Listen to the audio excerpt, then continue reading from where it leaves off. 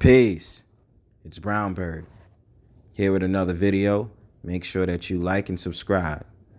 Now, this is going to be a quick story time. And the only reason I'm doing this is to put out just another video. But I do this for context because I just want people to know through my story, you can make better decisions and understand exactly where you can come from to be a better person in this society. Now I get it.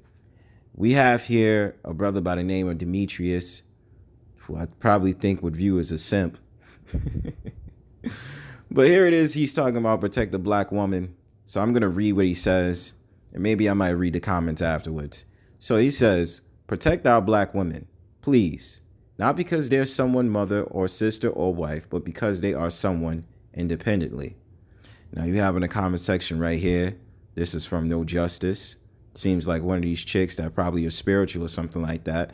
She has something that says black women are worthy and whole regardless of their affiliation to men. Tweets Not Loading says this is exactly what our protest is about. Protect black women. Now, this is the thing. Growing up, I was into that idea of protecting the black woman no matter what.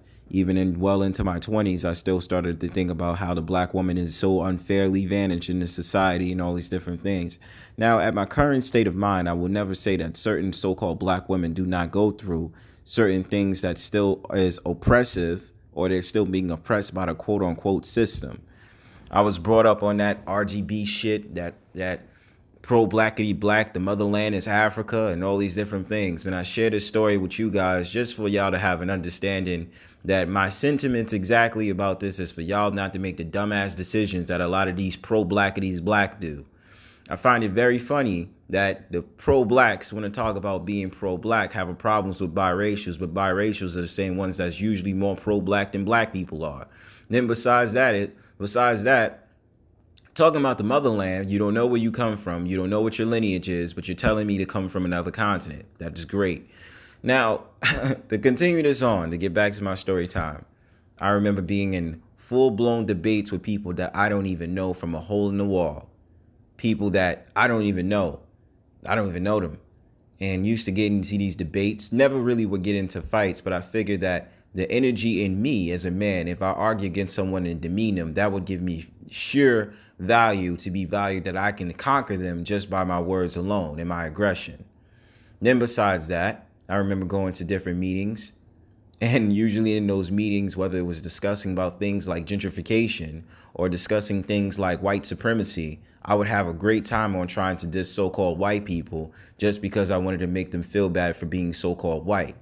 Now, otherwise than that, I would try to be this type of person to believe in that whole entire thing about being an empath and wanting to help people, save the race, and come together and all these different things that usually gave in to the liberal ideology and all these different things, right? And also trying to find a way of, I guess, being a warrior on the war front and trying to cause friction against people and, you know, all these different things. Now, in the past couple of years, especially from where the city I'm from, you know, it's a couple of groups out there that's in their early 20s that feel as if like they have a mission statement to use and go against cops and say F the police, well, fuck the police, and, you know, say that all police officers is bad without any reason of getting to know a cop and understand the shit that a cop has to go through. And the status quo is simple, because what you find now is a lot of these other nations have no problem with sitting up there trying to word the mouths of what things that so-called black people say.